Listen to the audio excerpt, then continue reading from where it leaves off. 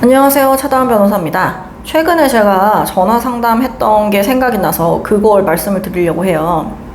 자, 어머니께서 굉장히 다급한 목소리로 저한테 전화 상담을 해서 아들이 1심에서 벌금 500이 나왔는데 아들이 공무원이다.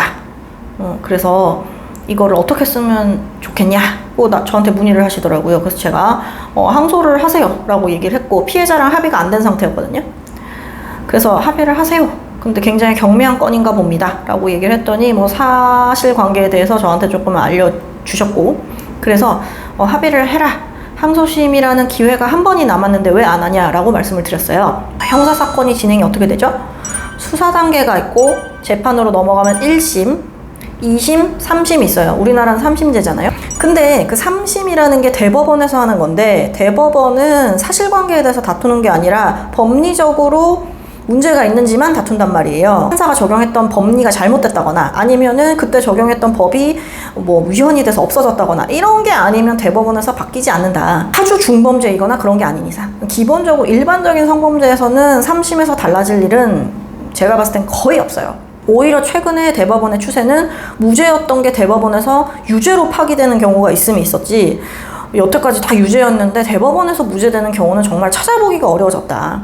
그리고 합의를 한다거나 그런 사실관계에 대해서의 변경이나 이런 것도 항소심까지만 보지, 대법원에 가서 내가 합의했으니까 좀 깎아달라 그런 거는 없어요.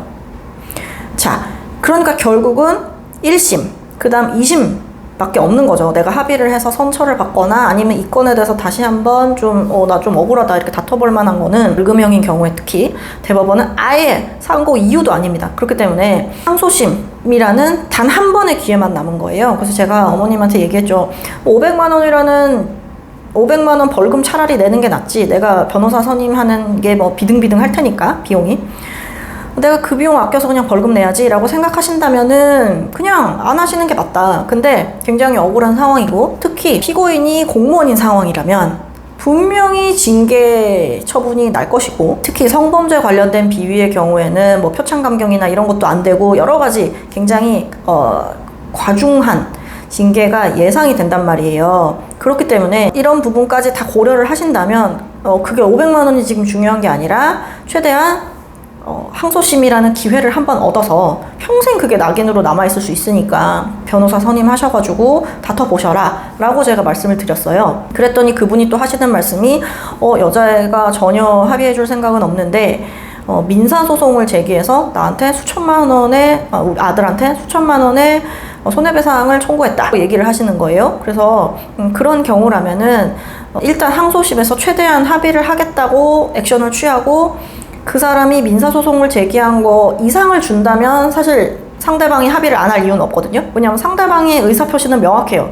나는 내 피해에 대해서 배상을 받고 싶다는 거니까 합의해 줄 거예요. 피해자 입장에서도 항소심에서 합의가 안 되면 민사로 진행할 수밖에 없고, 그럼 민사를 진행을 하면은 어떤 게 복잡하냐면, 민사에서 손해배상이 인정이 되면 제가 생각했을 때 끼껏해야 몇백만 원이 인정될 것 같은데, 그 몇백만 원을 손해배상 민사소송으로 판결 확정을 받고, 그런 다음에 상대방이 돈을 주지 않으면은 걔 재산에 대해서 강제 집행을 해야 되고 굉장히 복잡한 절차가 남아있단 말이에요. 그럼 강제 집행하면은 하루아침에 돈을 받을 수 있나요? 아니에요. 정말 돈이 없다면 집에다 딱지를 붙여야 될 수도 있고 여러 가지 복잡한 절차가 있다고. 그러니까 걔는 항소심에서 합의하자고 하면 합의할 거예요. 그리고 1심에서 어차피 벌금형 나온 거 얘가 깜빵에 가는 것도 아니고 그렇잖아요. 그렇기 때문에 항소심에서 걔가 어차피 돌아다니고 아무 문제 없이 사회생활할 거를 뻔히 알고 있기 때문에, 그리고 합의를 해준다고 해서 얘 범죄가 갑자기 무죄가 되거나 그렇지 않다는 거를 다시 한번 확인을 했기 때문에 합의를 안 할 이유가 없는 거죠. 그래서 항소를 포기할 필요가 없다. 근데 당사자인 아들은 나 너무 힘들다, 지금 나 그냥 형사 끝내고 싶다 라고 했다는데 전혀 그럴 필요가 없는 거죠. 벌금형이 선고가 돼도 나의 일과에 아무 지장이 없어, 나의 어떤 직장 생활에 아무 지장이 없다라고 하면 변호사 선임하는 비용으로 벌금 내고 그냥 말아버리는 게 베스트일 수 있어요.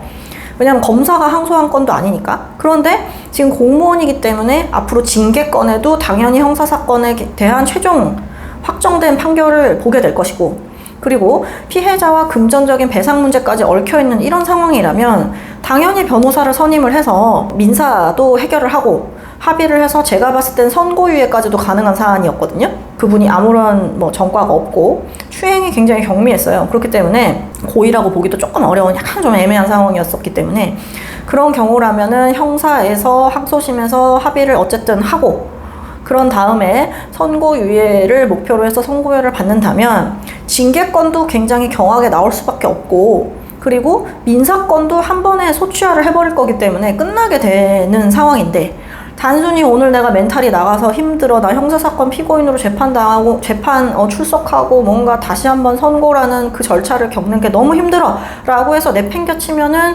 본인의 미래가 조금 미래에 발목 잡힐 일들이 좀 생길 수 있다 그런 생각이 들었습니다. 물론 힘들고 이걸 빨리 끝내버리고 싶은 마음은 이해가 되는데 길게 생각을 해야 되잖아요. 인생이라는 건 길고 언젠가는 내가 이렇게 벌금형 이런 경미한 억울한 상황에서 형사사건이 확정이 되고 이걸로 인해서 민사 그 다음에 징계까지 받는 경우라고 한다면 조금만 더 멘탈을 부여잡고 최선을 다해서 항소심에서 합의를 하고자 노력을 하고 그렇게 진행을 하시는 게 베스트다는 상담을 해드렸는데 유사한 사례들이 좀 있을 것 같아서 제가 당부 말씀을 드립니다. 힘들다고 쉽게 포기하지 마시고 심지어 피해자가 사인을 보낸 거거든요. 나는 금전보상을 받고 싶어 라고 얘기를 한 거기 때문에 이런 경우라고 한다면 당연히 항소심이 마지막 기회이기 때문에 항소심에서 합의를 최대한 하려고 노력을 하시고 그런 다음에 선처를 받아서 본인의 인생에 최선을 다하는 모습을